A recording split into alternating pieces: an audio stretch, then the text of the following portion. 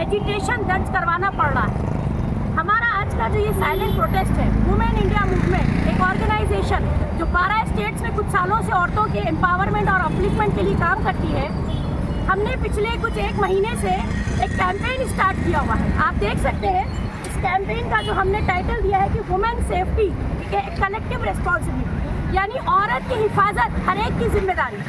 ये एक इंफरादी कोई मामला नहीं है, बल्कि मैं समझती हूँ कि इस मुल्क में 50% औरत जो है वो ह्यूमन रिसोर्स है, और उसी के चलते हुए जो तशद्दुद सामने आता है, यानी औरतों के साथ जिस तरीके का जुल्म हम देख रहे हैं, ख़ास तौर से under the regime of BJP government, ये ऐसा मालूम होता है जैसे पावर में बैठे हुए लोग इसको सपोर्ट करते हैं।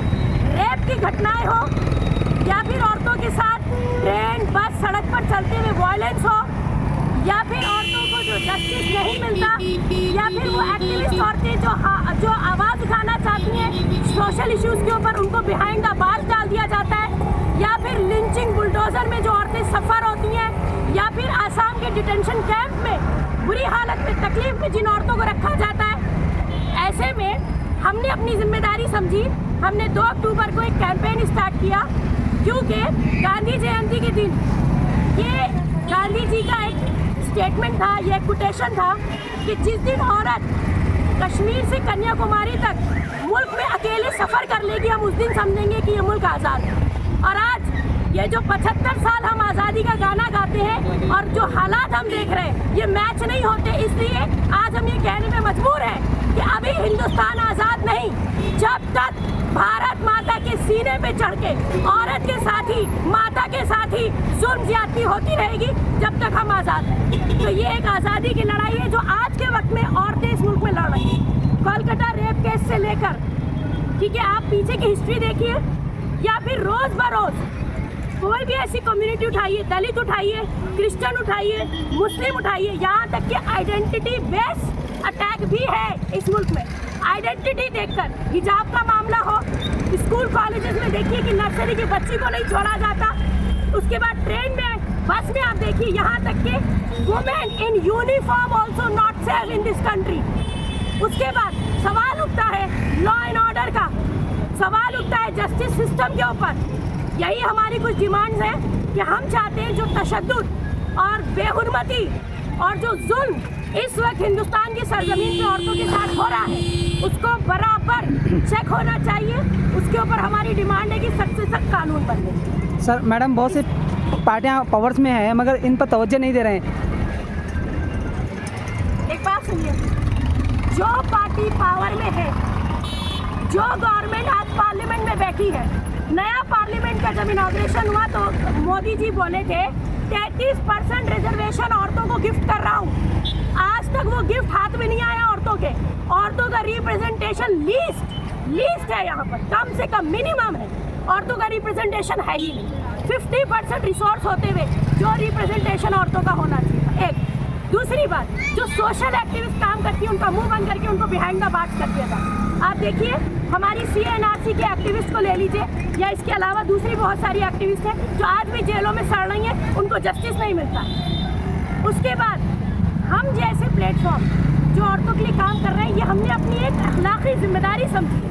हम इस मुल्क में रहते हैं, हमें लगता है हमारी मॉरल ऑब्लिगेशन है, बल्कि ऑब्लिगेशन क्यों, बीइंग ए वुमेन, ये मेरे लिए शर्म की बात होगी कि मैं तशद्दुद देख रही हूँ और मैं अपने घरों में खामोश बैठी।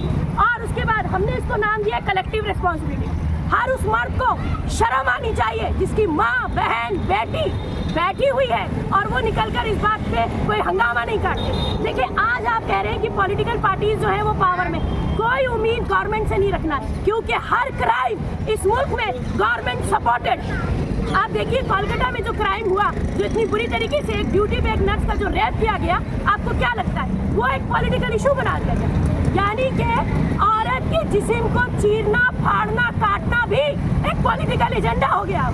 शर्म की बात है, हमें समझ में नहीं आता आखिर हम किस मुल्क में रह रहे हैं, हम कौन सी जमीन पे जी रहे हैं, किस हवा में हम सांस ले रहे हैं। उसी के चलते हमारा ये एक साइलेंट प्रोटेस्ट है, क्योंकि हमें लगता है चीख पुकार करना भी अब फायदेमंद नहीं रह गया, क्योंकि हमें अपनी डिमांड गवर्नमेंट तक पहुंचानी है। अगर गवर्नमेंट में, पावर में, अथॉरिटीज में बैठे हुए लोग, लॉ एंड ऑर्डर, जुडिशरी में बैठे हुए लोग जरा भी गैरत रखते हैं, जरा भी शर्म रखते हैं, तो ये प्रोटेस्ट उनके जहन तक, उनके कानों तक जाना चाहिए। बहुत से खवातीन पर जुल्म भी हो रहा है, वो आगे बढ़कर नहीं आ रहे हैं। उसी के लिए हम यहाँ जमा हुए हैं। मैं आपसे क्या कह रही हूँ, आज का सबसे बड़ा प्रॉब्लम जो है वो एक आम आदमी का अनअवेयर होना है, या फिर एक आम आदमी को इतना डरा दिया गया है। एक औरत जिसकी असमत रेजी होती है, उसकी माँ पुलिस स्टेशन अगर रिपोर्ट लिखाने जाए तो पुलिस वाले उसकी माँ को रेप कर देते हैं।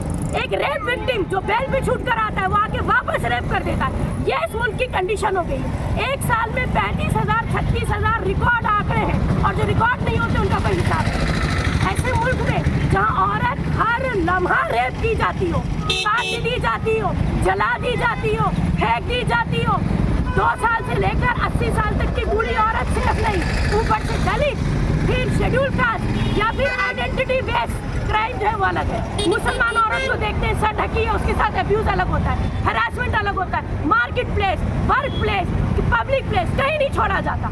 तो जिस मुल्क को भारत माता की जय कह कह के नारे लगाते हैं, उसी माता की इतनी बड़ी हुर्मती कि उसी की बहू बेटियों को असमत रेजी की जाती है। अब आप बताइए, यहाँ तक के जो हमारी एक्टिविस्ट जेल में है उनके ऊपर अभी तक कोई क्राइम साबित नहीं है, मगर वो जेल में क्यों? क्योंकि उन्होंने मुंह खोला। इसी तरह से लिंचिंग, बुलडोजर, असम का डिटेंशन क्या है, बेहिसाब बुरी हालात में औरतों को वहाँ रखा जाता है। मतलब हम इतनी तकलीफ के हालात में रखा जाता है कि हम बयान भी नहीं कर सकते। कोई इसकी सूद लेने वाला नहीं है। मोदी जी बेटी बचाओ बेटी पढ़ाओ, बेटी बचाओ बेटी पढ़ाओ, इतना झूठ और उसके बाद इतना प्रोपोगेंडा। मैं समझती हूँ ये पूछना और कहना बेकार होगा कि where is the government, where is the political party. हमें आज यहाँ पर एहसास दिलाना है हर आम चलते हुए शहरी को, ये जो सड़कों से मर्द गुजरते, ये जो सड़कों से औरतें गुजरती है, गैरत और शर्म इनके अंदर होनी चाहिए।